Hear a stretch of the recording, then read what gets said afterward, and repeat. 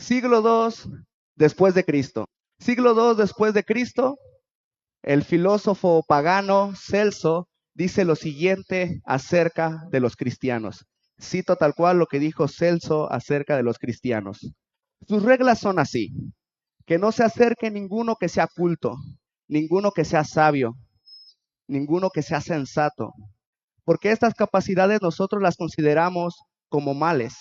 En cambio, todo el que sea ignorante, todo el que sea estúpido, todo el que sea inculto, todo el que sea un niño, que se acerque confiado, con el hecho de que ellos mismos admiten que esas personas son dignas de su Dios.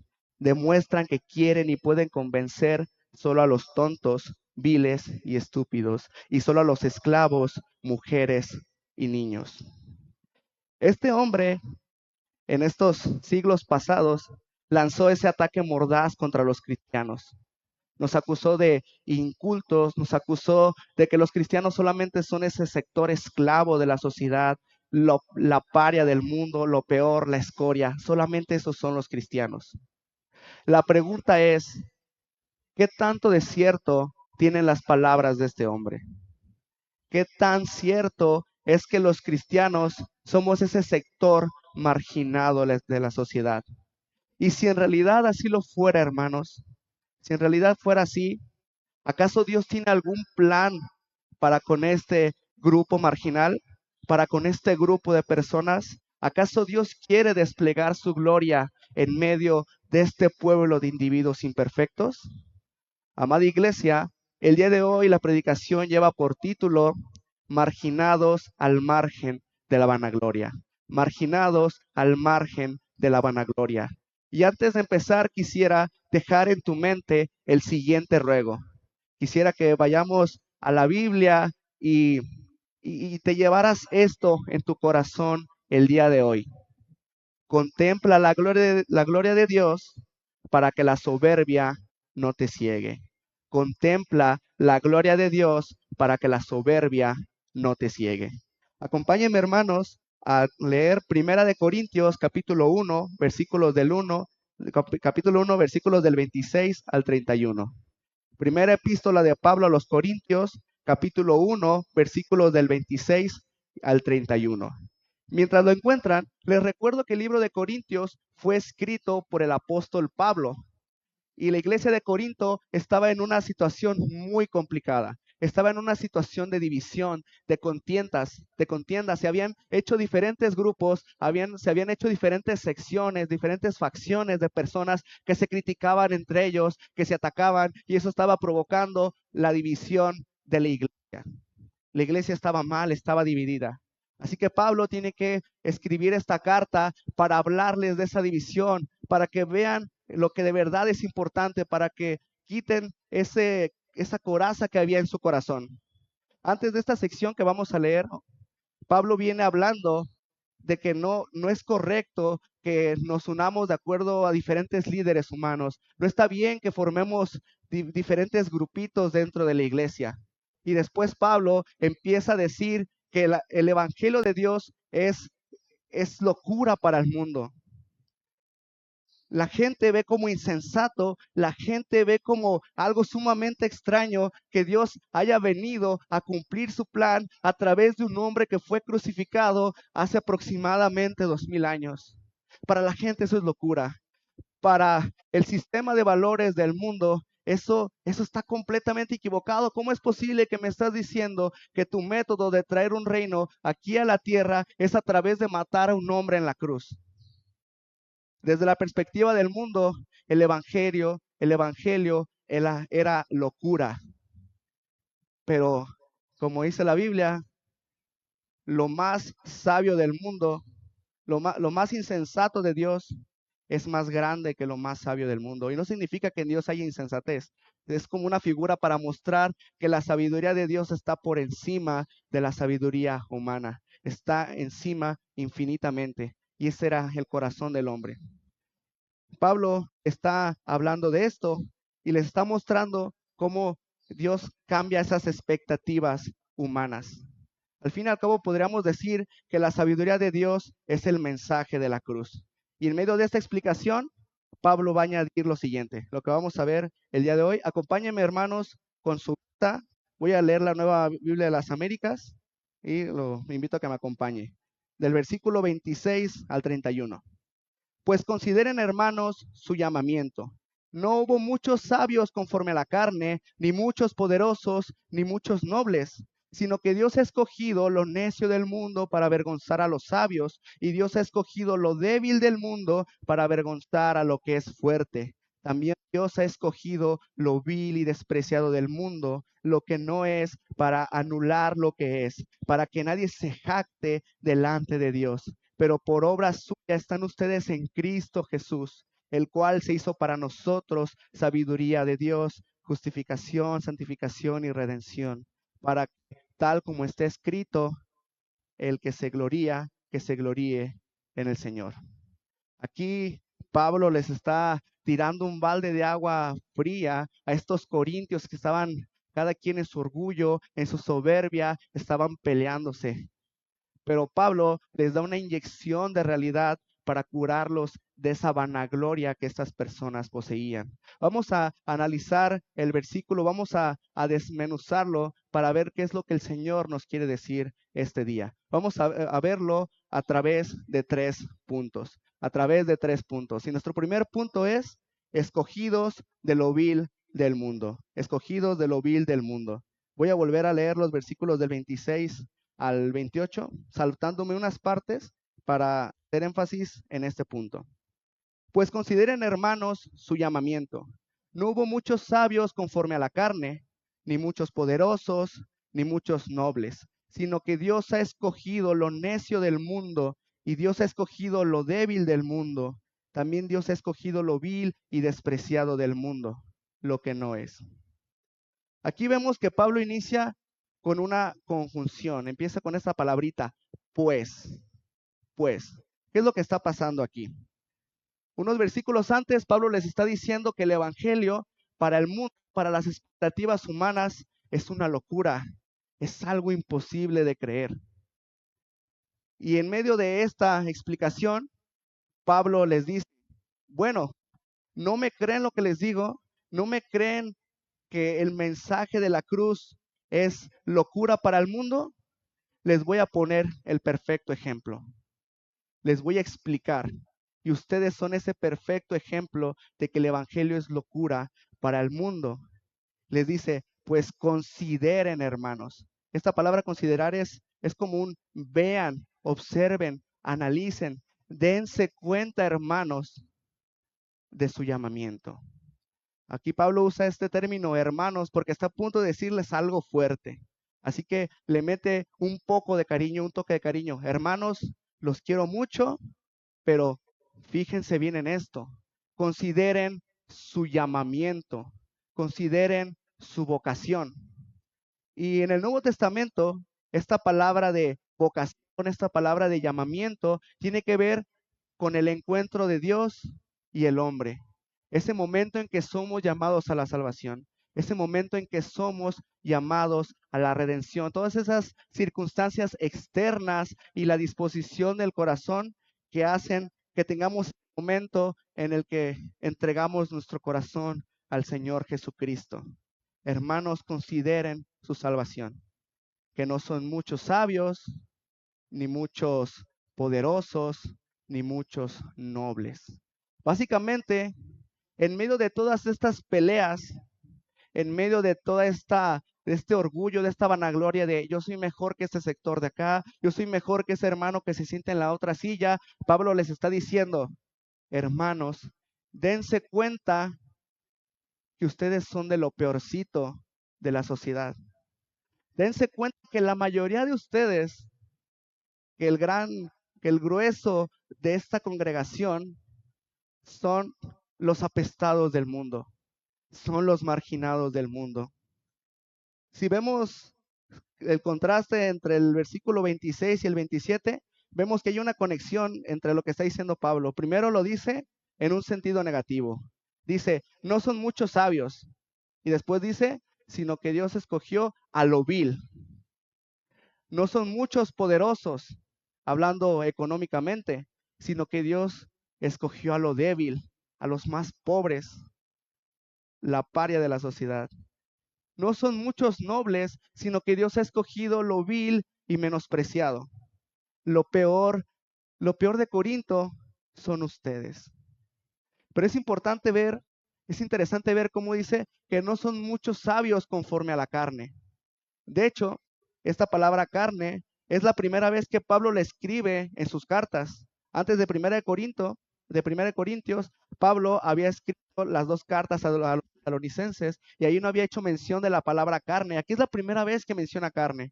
Que después vemos que en la teología de Pablo se refiere a esa naturaleza pecaminosa, a esa naturaleza inclinada al mal. Y aquí lo que está diciendo es que ustedes no son sabios conforme a estas expectativas del mundo, conforme a las expectativas de esta sociedad actual que rechaza el mensaje del evangelio, que rechaza el mensaje de Dios. Ustedes no son como aquellos. Ustedes, dentro del pensamiento de la época, ustedes son como nada. Ustedes son como escoria. Ustedes, hermanos de Corinto, y también por conclusión, ustedes, hermanos de aquí enfrente, son el ejemplo de que el mensaje de Dios es locura que confunde a los sabios. El mensaje de Dios es locura que confunde a los sabios y ustedes son el vivo ejemplo. Porque hermanos, aquí no vemos grandes catedráticos, grandes académicos, no venimos de alta alcurnia, no somos ricos, no somos millonarios, somos gente simple. Y a pesar de eso, el Dios de los cielos agachó su mirada y nos vio con ojos de amor y nos escogió entre esta sociedad. Hermanos, el espíritu de división que había en los corintios no les dejaba ver que ellos eran tan bajos como su hermano. No les permitía hacer de edificación a los demás. Estaban tan cegados en sí mismos y no veían la condición de la cual habían venido.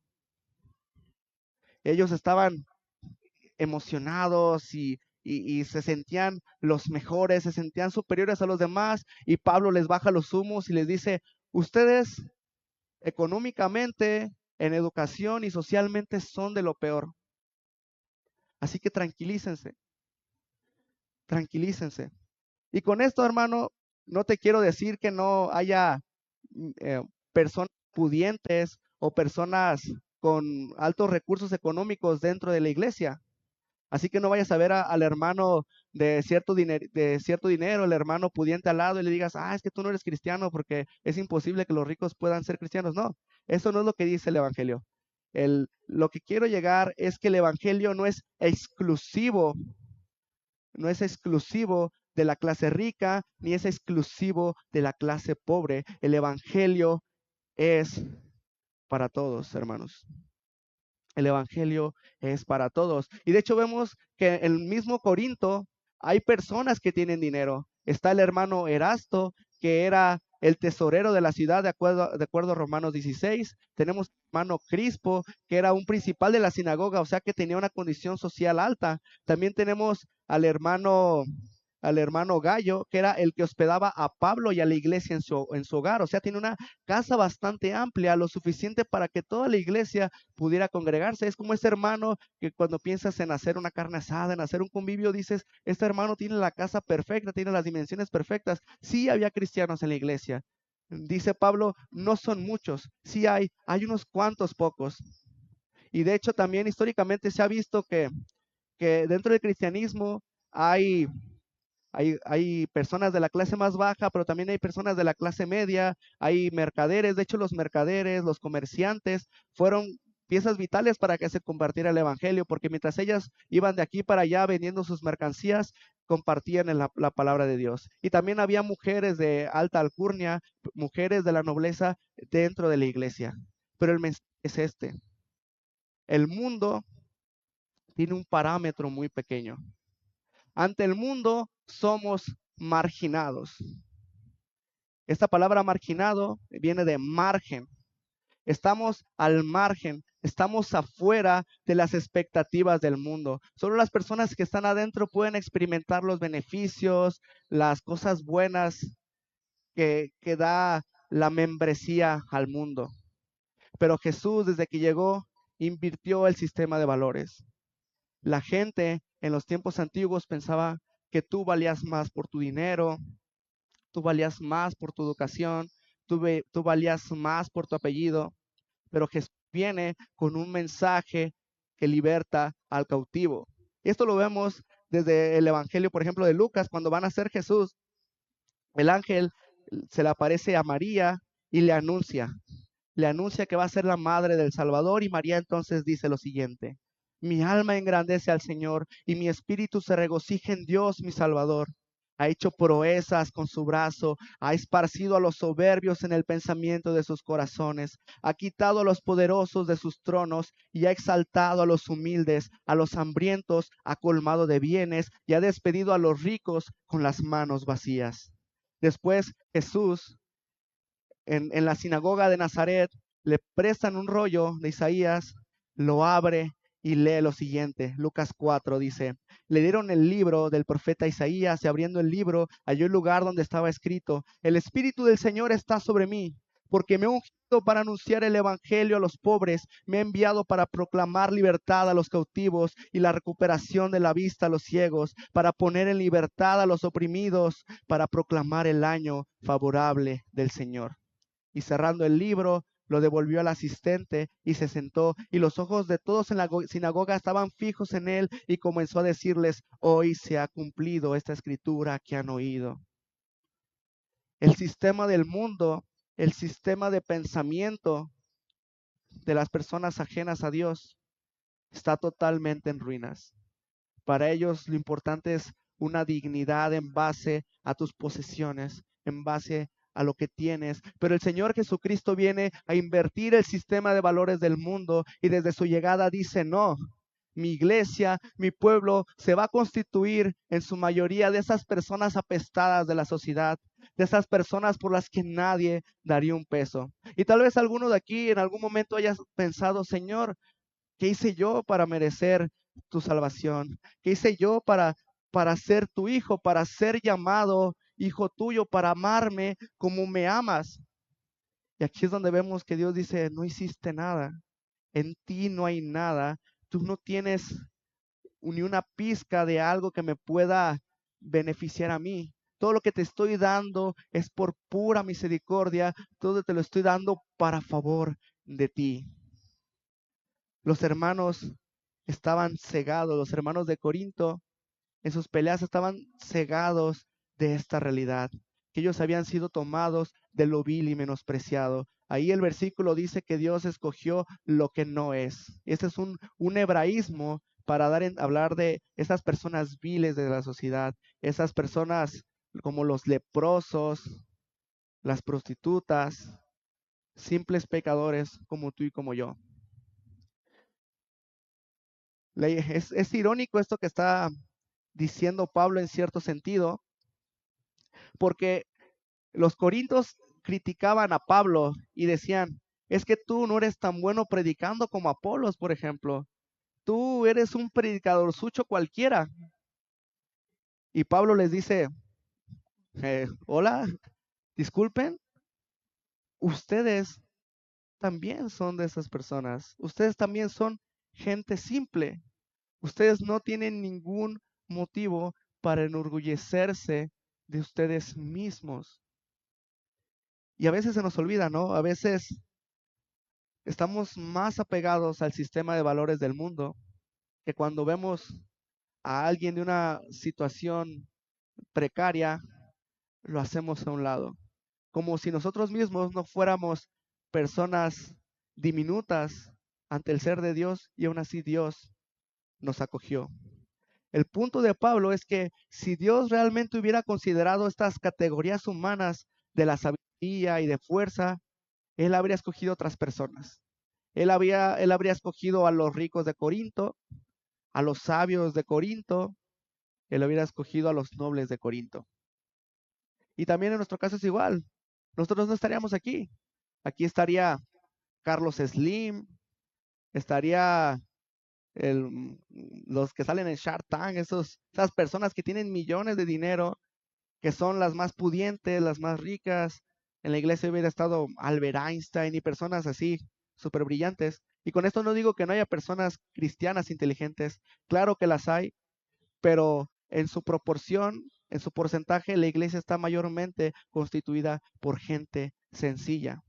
Recordemos, por ejemplo, el caso de Nicky Cruz. No sé si hayan escuchado hablar de él. El predicador David Wilkerson tiene un libro llamado La Cruz y el Puñal, y él cuenta cómo cuando llegó a la ciudad de Nueva York empezó a predicar en las calles y había un hombre de una pandilla que se llamaba Nicky Cruz, que su primera reacción ante el mensaje de David Wilkerson fue golpearlo, fue atacarlo. Y aún así, David Wilkerson le dijo, aunque me golpees, no voy a dejar de decir que Jesús te ama. Como unas 2 semanas, 3 semanas después, David Wilkerson iba a tener un evento en su iglesia. Nicky Cruz iba a ir ahí a atacarlo, pero cuando llegó al lugar y escuchó el mensaje, sintió un peso, una carga en su corazón y fue transformado. Y a partir de ahí, su vida es la de un expandillero que ahora proclama el mensaje de salvación, una persona que fue renovada totalmente. Y tal vez tú puedas pensar que, bueno, yo no estuve en una pandilla, yo no fui de lo peor de la sociedad, pero hermano, de acuerdo al estándar humano, aquí muy pocos, o si es que ninguno, podemos salir con la cabeza en alto de acuerdo al estándar humano. La situación de Nicky Cruz es tu misma situación.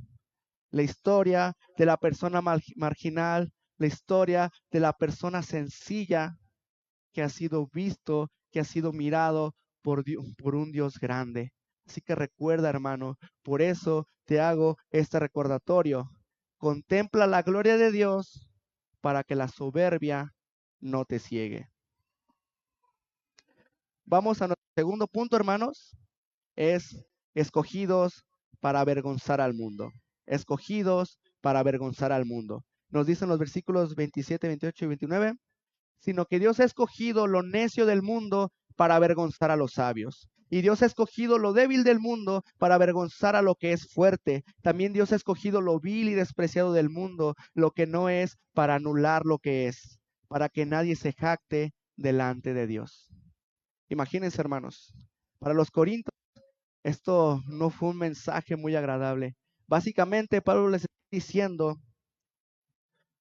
ustedes fueron escogidos así en esta condición en la que están, para que el mundo los vea y piense, qué tonto es ser cristiano, qué pérdida de tiempo es ser cristiano.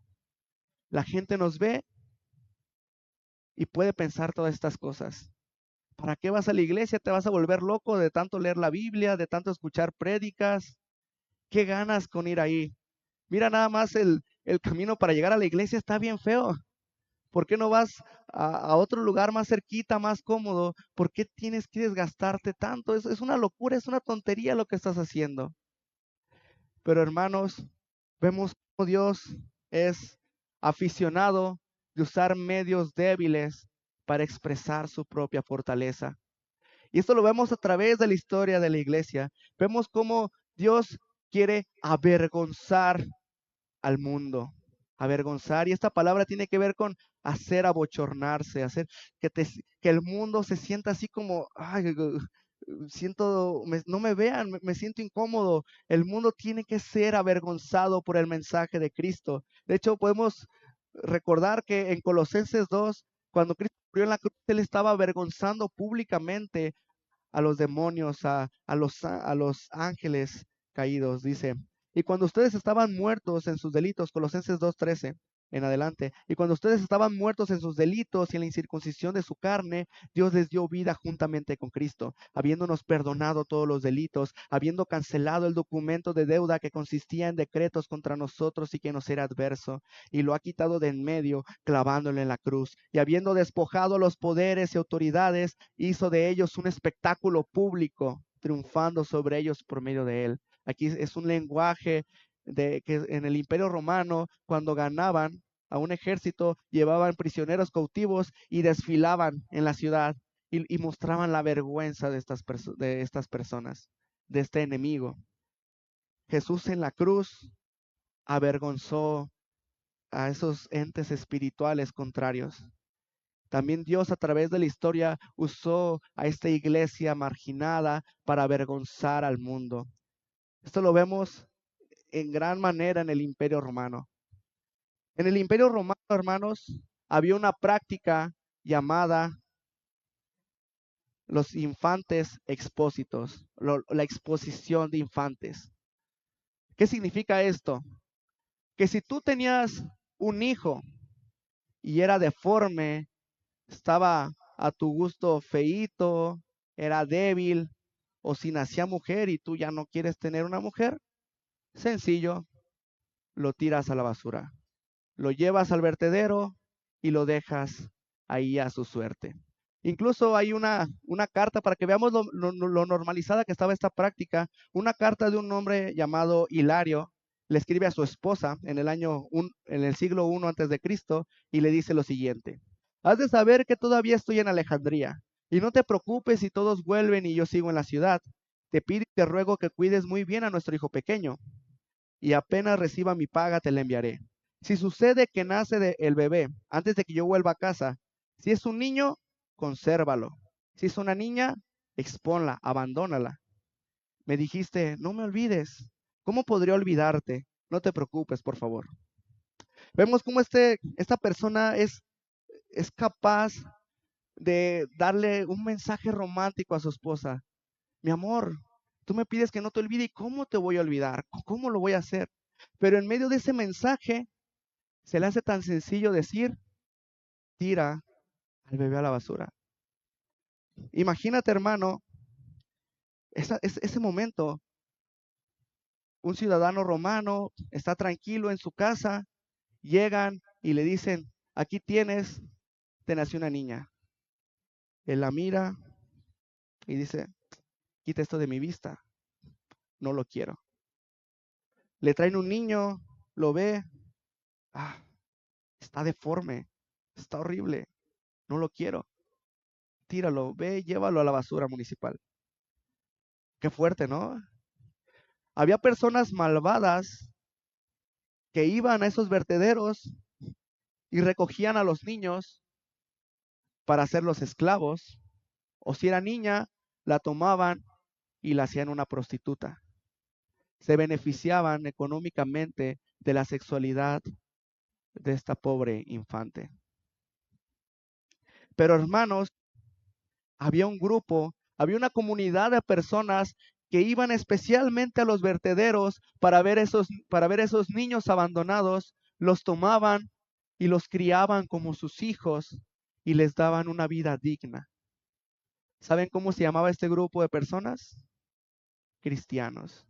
Los cristianos, a diferencia de la normalidad a su alrededor, ellos iban por aquellos niños marginados y los tomaban y les daban una segunda oportunidad.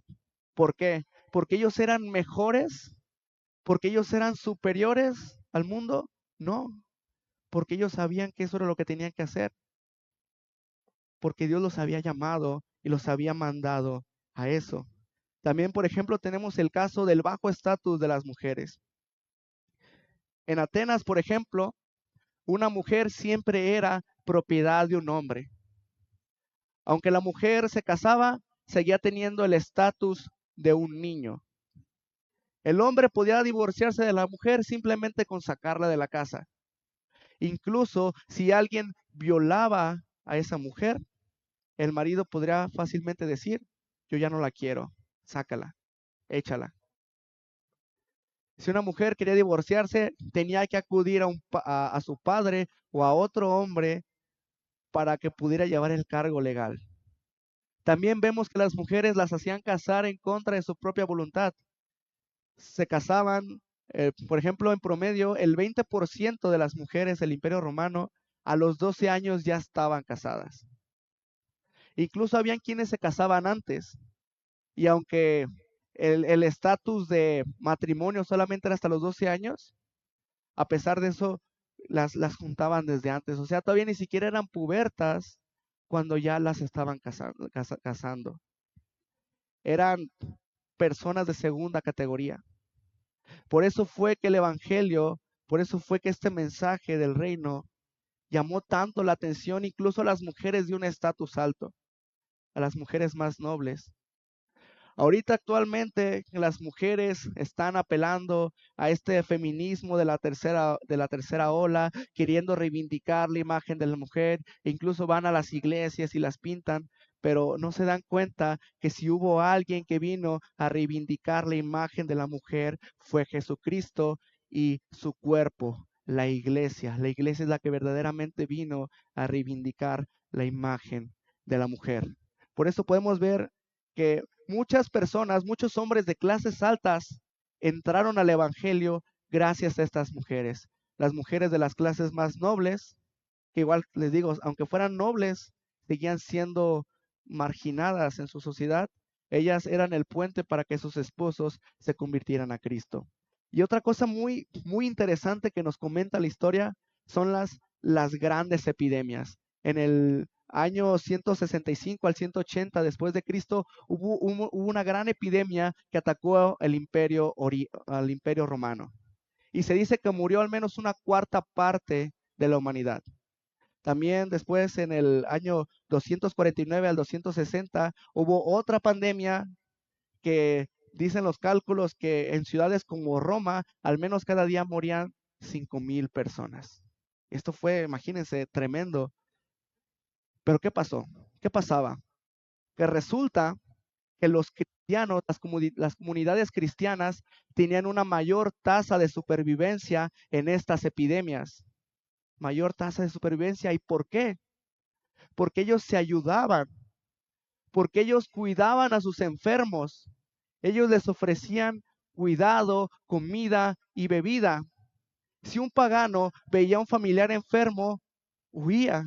No, yo no me quiero contagiar. Iba, salía huyendo, salía corriendo. En cambio, los cristianos no solamente se conformaban con cuidar a otros cristianos, también cuidaban a los mismos paganos. Y de esto también hay testimonio en padres de la iglesia que hablan de cómo muchos cristianos murieron en las epidemias, pero murieron por ayudar, por quedarse a ayudar. Y aún así el número de cristianos fue mayor. Y esto me dejó pensando, hermanos. Imagínense, por ejemplo, con esta epidemia que pasó hace unos 5, 4 años, ya tiene tiempo, en el 2020. Ese momento en el que todos estábamos bien escondidos en nuestras casas. Me imagino qué hubiera pasado si un cristiano de ese tiempo hubiera venido aquí al presente y nos hubiera visto. ¿Qué hubiera pensado de nosotros? Tal vez hubieran pensado en predicarnos el evangelio de nuevo. Tal vez se hubieran acercado y hubieran dicho, oye, quiero hablarte de Jesús. Y tú, bueno, yo ya conozco a Jesús. Y él te hubiera dicho, ¿y por qué no estás en acción? ¿Por qué no te veo moverte? Y él diría, pues es que no me quiero morir con la pandemia. Y el cristiano de tiempo pasado diría, ¿y tú crees que nosotros no morimos? ¿Tú crees que no hubo muertos entre nosotros? Todo esto nos muestra cómo el cristianismo tuvo una gran influencia en el imperio romano. Y de hecho, esto fue motivo de vergüenza, por ejemplo, para el emperador Juliano, ya en el 366, después, en este tiempo ya la religión cristiana era permitida en el imperio. Antes del 313, antes del edicto de Milán, la iglesia era perseguida. Después del 313 fue el edicto de tolerancia, se permitió que el cristianismo pudiera moverse libremente a sus anchas. Ya después, hasta el 380, en el edicto de Tesalónica, fue que el cristianismo fue la religión oficial del imperio. Pero aquí, en este año 362, Juliano el apóstata se llama así porque era una persona que ya en este imperio un poquito cristianizado, quería regresar a las prácticas paganas. Y le escribe a un sacerdote pagano de Galacia lo siguiente: me parece que cuando ocurría que los pobres eran abandonados e ignorados por los sacerdotes, los impíos galileos, o sea, los cristianos, los impíos galileos se daban cuenta de ello y dedicaban su vida a la benevolencia. Y también los impíos galileos no apoyaban solo a sus pobres, sino también a los nuestros, y todos podían caer en cuenta de que estos carecían de nuestra ayuda.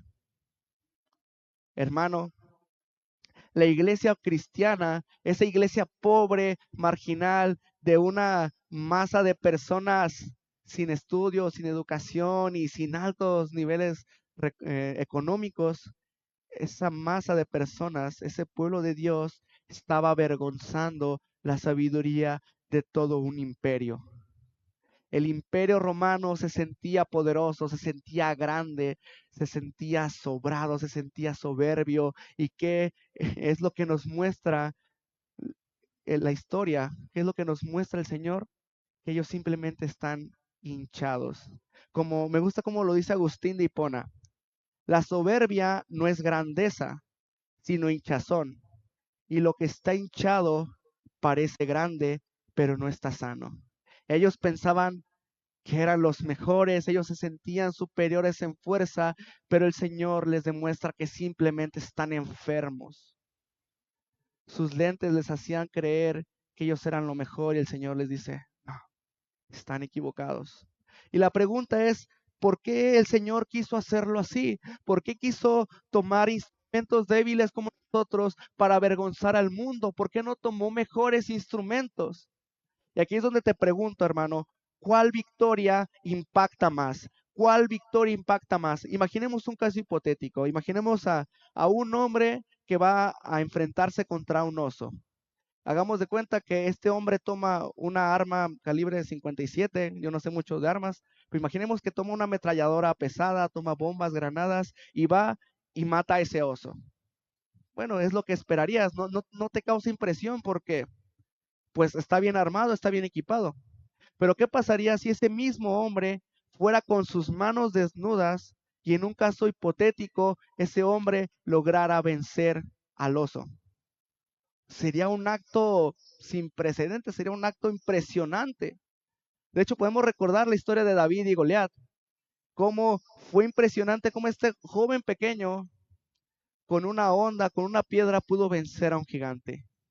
También tenemos este recuerdo más reciente de los Juegos Olímpicos, donde un hombre turco, si no me equivoco, ganó el segundo lugar, que de hecho era porque estaba con una pareja, sino su pura calificación le daba el primer lugar, mientras todos los demás los veías con un equipo sofisticado, con anteojos, con cosas, con ayudas para poder ver mejor el blanco, él simplemente con sus lentecitos de su vida cotidiana, su manita en la bolsa, y disparando así, sencillo, se robó la admiración de mucha gente. Wow, este hombre no está necesitando herramientas porque de verdad es bueno, es efectivo.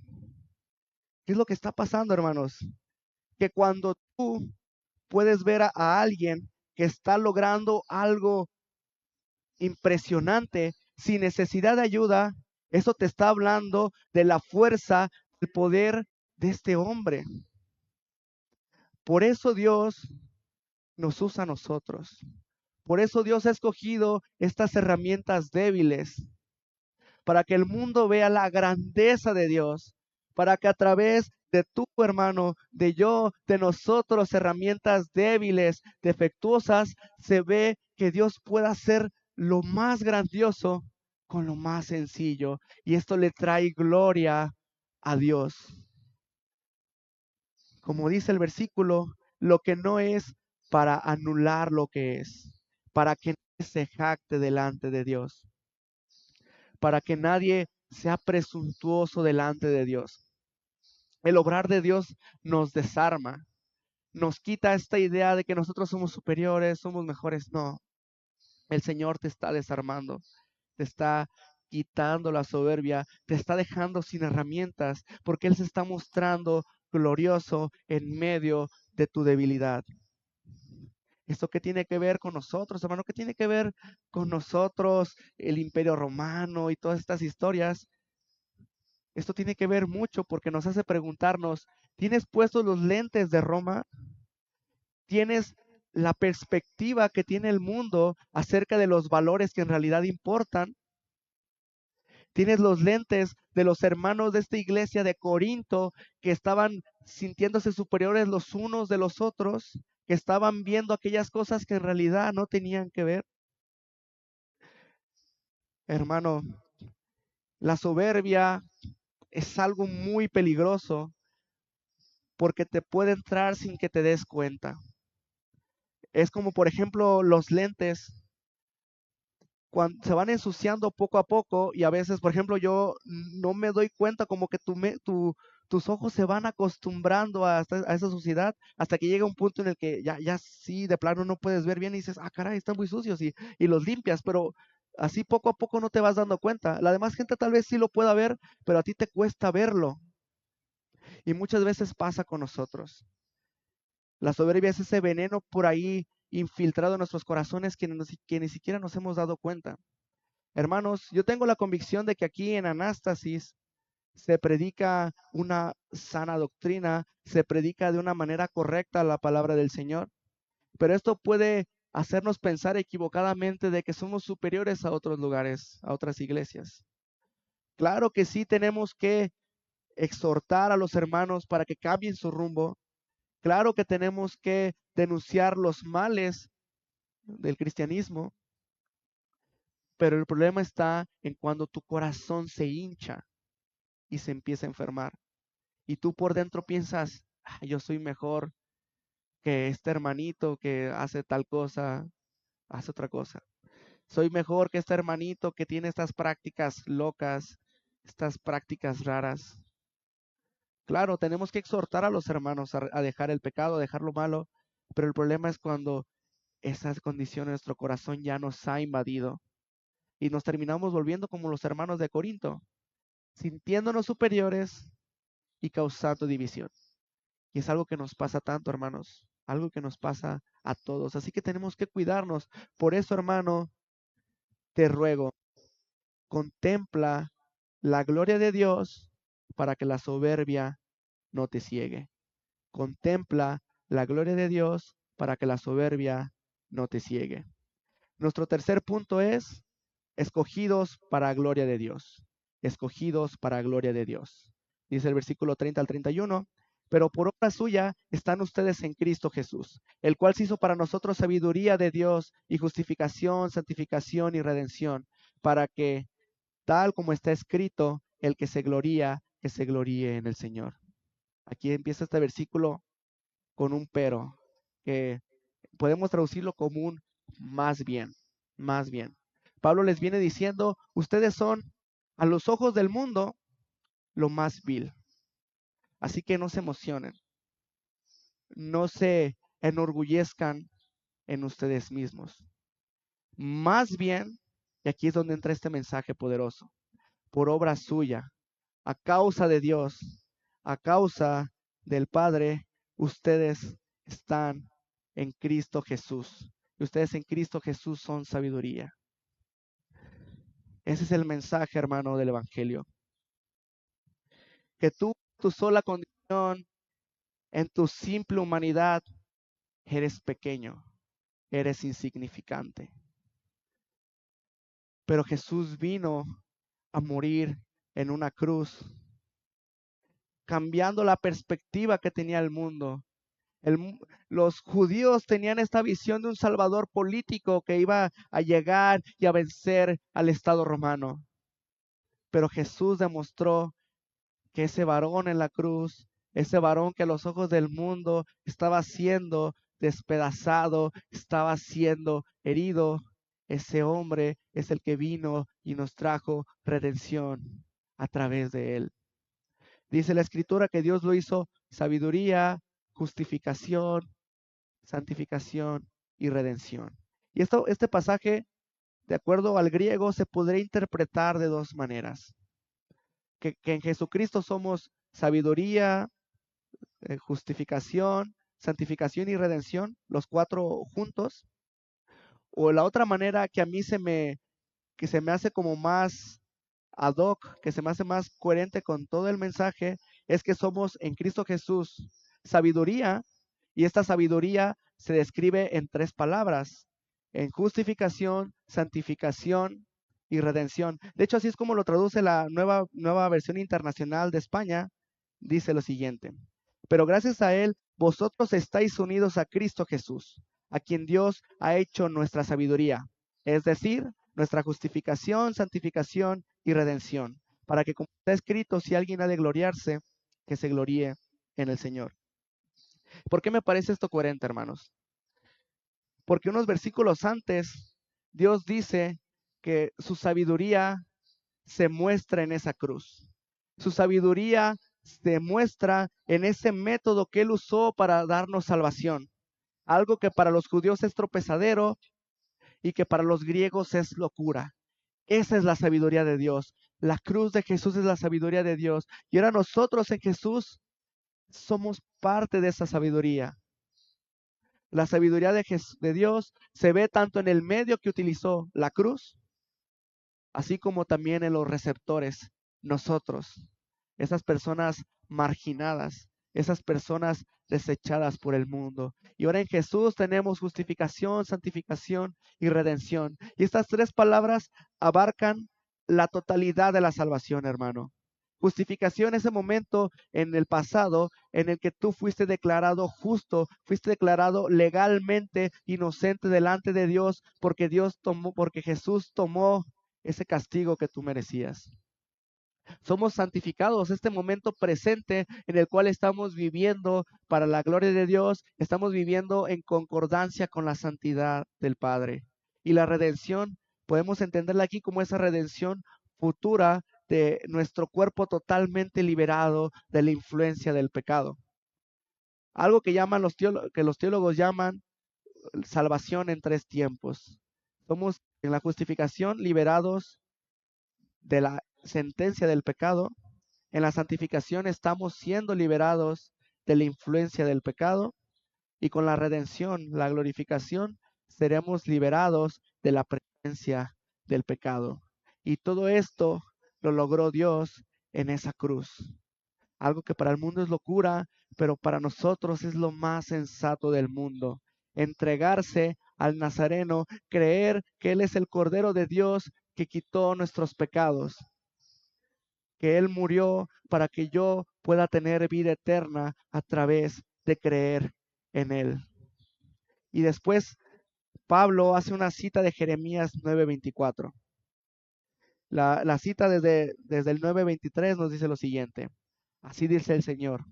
No se gloríe el sabio de su sabiduría, ni se gloríe el poderoso de su poder, ni el rico se gloríe de su riqueza, pero si alguien se gloría, gloríese de esto, de que me entiende y me conoce, pues yo soy el Señor que hago misericordia, derecho y justicia en la tierra, porque en estas cosas me complazco, declara el Señor. Aquí Jeremías está hablando en un contexto de juicio. El pueblo de Israel había caído en fornicación, se había ido en pos de ídolos, estaban desatendiendo a sus pobres, estaban en un estado espiritual terrible. Pero ¿qué es lo que les dice Jeremías? No se enorgullezcan de sus obras, no se enorgullezcan de sí mismos. Si quieren sentir orgullo, siéntanlo del Señor, en el Señor. Solamente esa es la verdadera gloria a la que debe aspirar el cristiano. Y de hecho es, es curioso porque la palabra gloria que dice aquí que nos gloriemos en el Señor es la misma palabra que versículos antes dice jactarse. La misma palabra se puede entender en dos sentidos negativos. ¿Por qué? Porque nosotros esa gloria, esa soberbia, es una opinión descontrolada, desmedida acerca de nosotros mismos, de manera que nos ponemos en un nivel que no nos corresponde, en un nivel más alto del que en realidad tenemos. Pero en el Señor, esa gloria está en su peso justo, porque esa es la gloria de su esencia, porque no hay ser más perfecto que Él, porque no hay ser como Dios que no tenga defectos, y solo Él puede atribuirse esa gloria. Y pese a lo que muchas personas, los ateos, los críticos del cristianismo puedan pensar, esto no hace a Dios malvado. Es justo y es necesario que Dios tenga esa gloria porque su ser lo demanda, porque la perfección de sí mismo lo pide. ¿Y nosotros qué nos queda?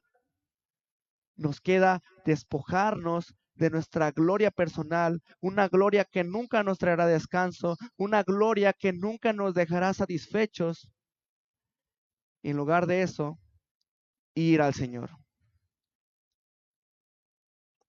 Guarecernos, cubrirnos de la gloria, bajo la gloria de Dios. Despojarte a ti mismo y ver que en el Señor tienes tu plenitud. Por eso me gusta cómo algunas Biblias hablan de esta parte como el que se quiera alabar, mejor que alabe al Señor, que alabe las cosas que el Señor ha hecho. Todo este mensaje de Pablo fue un increchendo como en la música, que empieza bajito, empiezan tal vez el teclado, las flautas, empiezan con un volumen bajo, después entran los violines, empieza a estar más fuerte y empieza a crecer la música y empieza a crecer la música, y es lo que ha hecho Pablo en estos versículos. Empieza explicándoles que justamente ellos son la muestra de la sabiduría de Dios, que son personas marginales, pero esto es para avergonzar al mundo, y después Pablo en este clímax les quiere mostrar que lo realmente importante es la gloria de Dios. Y el cristiano está perfecto, está en un sitio ideal en esa gloria. Como dijo un teólogo puritano, John Albert Bengel, no podemos gloriarnos delante de Él, sino solo en Él. Y ese es el mensaje que Pablo quiere darle a los corintios. Están divididos, están peleados, porque no han entendido que su unidad está en la gloria de Dios. Están divididos porque están viendo su propia gloria contrastada con los demás. No, miren la gloria de Dios. Por eso te repito, hermano, te invito, contempla la gloria de Dios para que la soberbia no te ciegue. En conclusión, si nos gloriamos de los hombres, le robamos a Dios la gloria que se merece. Esa era la actitud pecaminosa de orgullo que estaba causando divisiones en la iglesia de Corinto, y que esperamos que aquí no suceda. Por eso estamos hablando de esto, para que nunca llegue el punto en el que nos sintamos superiores que el hermano que se sienta en las otras filas, el hermano que se sienta atrás, el hermano que se sienta adelante. No, estamos unidos bajo la sombra de la gloria de Dios, hermanos, porque recuerda que fuiste escogido de lo vil del mundo. Fuiste escogido para avergonzar al mundo y fuiste escogido para la gloria de Dios. Por eso, hermano, te recuerdo, contempla la gloria de Dios para que la soberbia no te ciegue. Acompáñeme a orar.